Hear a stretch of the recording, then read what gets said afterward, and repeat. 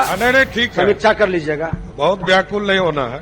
Online के सवाल पर ही माननीय अध्यक्ष मंत्री को नसीहत दिए और आसन को ये कह दिया गया कि आप ज्यादा व्याकुल मत होइए। यही अगर कोई विपक्ष का विधायक बोले रहता तो अभी तक कितना बवाल खड़ा हो गया रहता। सुशील मोदी जी चले गए अफवाह मियाँ, आसन पे आज तक इतिहास में कभी ऐसा नहीं हुआ। इसीलिए माननीय प्रतिपक्ष के नेता आदरणीय श्री तेजस्वी यादव जी ने हाउस में बोला था कि कैसे कैसे मंत्री बन गए हैं। साबित करता है तेजस्वी जी जो बोले हैं वो एकदम सही बोले थे। नमस्कार, मेरा नाम आलोक है, आप लाइव स्ट्रीम देख रहे हैं। इस वक्त हमारे साथ आरजेडी के दो विधायक हैं, निरंजन राय है, इजराइल मंसूरी है।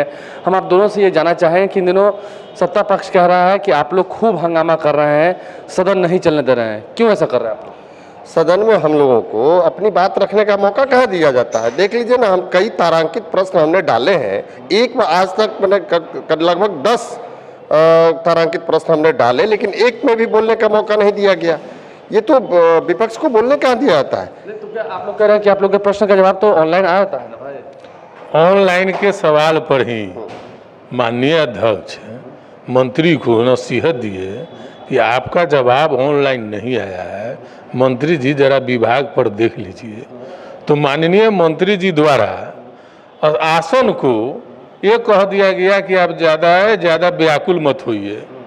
तो ये स्थिति चल रही है लोकतंत्र की मंदिर में, आसन का कहीं कोई सम्मान नहीं रहेगा। तो हमको लगता है कि क्या होगा बिहार के लोग? करेगा अपमान, सत्ता पक्ष ही अपमान कर रहा है। बिल्कुल, यही अगर कोई विपक्ष का विधायक बोले रहता तो अभी तक कितना बवाल खड़ा हो गया रहता। देख लीजिए क्या स्थिति है, जीना हराम कर दिया रहता। हमारे आदरणीय नेता प्रतिपक्ष तेजस्वी यादव जी भी जब बोलते हैं तब भी देखते हैं कि किस तरह से करता है। ये तो सीधा हमला है लोकतंत्र पे। आसन पे आज तक इतिहास में कभी ऐसा नहीं हुआ जिस तरह से आसन पे उंगली दिखा करके जिस तरह का शब्द बोला गया। विपक्ष का कोई भी विधायक अगर कुछ भी बोले रहता तो अभी तक तो भाजपा वाला इजराइल मंसूरी से आप लोग तो नए नए जीत कर आए हैं, सत्ता पक्ष लोग कह रहे हैं कि सीखिए हम लोग से कुछ, क्या यही सीखिए क्या? देखिए क्या सीख रहे हैं, हम लोग तो बाहर में बैठे देखते थे। यदि अगर यही कोई व्यक्ति बोला रहता, राष्ट्रीय जनता दल के कोई भी व्यक्ति बोला रहता तो उसको राजनीतिक एंगल दे दिए जाते। सुशील मोदी जी चले गए अफवाह मियाँ, वो अफवाह क्या उड़ाते थे, बोल देते कौन चीज कि ब्रह्मर्षि से अध्यक्ष थे, इसलिए इन लोगों ने जानबूझकर उनको अपमानित करने का काम किया। आप लोग बोले तो उसको जातिवाद बोले। बिल्कुल बिल्कुल बिल्कुल होता है कि ये ब्रह्मर्षि समाज के अध्यक्ष हैं, इसलिए इस तरह से कहा गया, अपमान किया गया। अब यही सत्ता पक्ष और विपक्ष, यही तो अब कुल स्थिति आपके सामने आप ही देखते हैं। कहता है ना कि आप लोग तो सिर्फ हंगामा करते हैं, सवाल पूछने आया कहाँ है आप लोग? देखिए सवाल पूछने हंगामा की जहाँ तक बात है तो माननीय अध्यक्ष महोदय ही को तो देखने लीजिए। अगर संतुष्ट रहती कोई सदस्य बिहार विधानसभा का, चाहे वो भाजपा का हो, जदयू का है, किसी पार्टी का सदस्य हो, मंत्री के द्वारा दिए गए सवाल से कोई संतुष्ट नहीं है।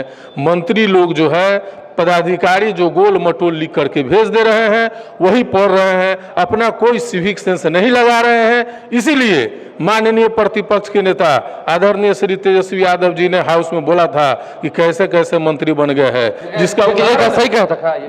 बिल्कुल बिल्कुल उदाहरण सम्राट चौधरी है, उसका उदाहरण सम्राट चौधरी है, दुनिया ने देखा है।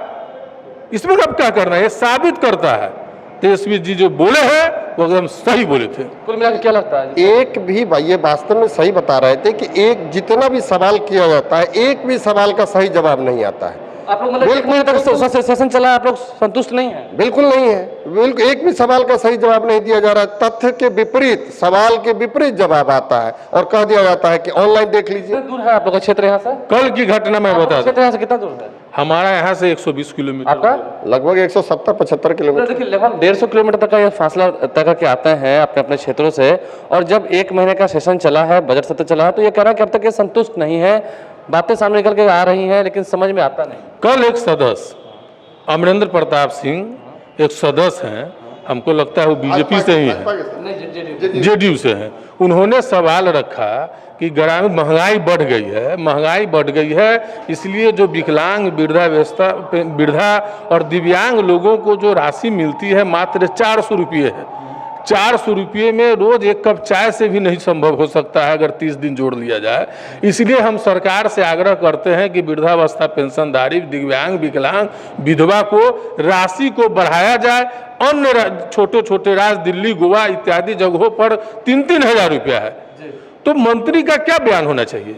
मंत्री का बयान एक लाइन में होना चाहिए कि माननीय सदस्य ध्यानाकर्षण दिए हैं, इस संबंध में हम विचार करते हैं, हम अपना बजट का देखते हैं और हम इस पर विचार करेंगे। तो माननीय सदस्य मदन सहनी जी वो लगे किताब पढ़ने लगे, 4 पढ़ने का किताब पढ़ने लगे, कोई मतलब ही नहीं है। पढ़ने लगे, इतना दे रहा है जवाब कुछ कोई सवाल का नहीं। 1 महीने का सेशन चला, आप संतुष्ट नहीं? बिल्कुल नहीं। अब जीतन राम मांझी जी ने भी इस पर, अपना पूर्व मुख्यमंत्री ने जो उन्होंने भी बयान दिया अपना कि भाई कम से कम हमारी मांग है कि 1500 तो कर दीजिए। कुल मिलाकर जो आरजेडी के विधायक है वो कह रहे हैं कि जिस तरीके से मंत्री सम्राट चौधरी ने सदन में आसन को कह दिया, अगर वैसे ही कोई विपक्ष की ओर से कहे होते कोई माननीय सदस्य, तो देखते कैसे इसे जातिवाद तरीके से जोड़ा था और कहा था कि ब्रह्मर्षि समाज के लोगों का अपमान किया है।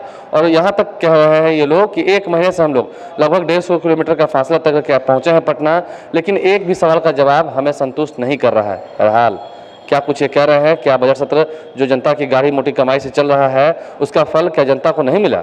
हमारे चैनल को सब्सक्राइब कर लें, साथ साथ फेसबुक पेज भी लाइक करें। आप खुद विचार करें क्या हो रहा है बिहार विधानसभा की कार्रवाई के दौरान। धन्यवाद।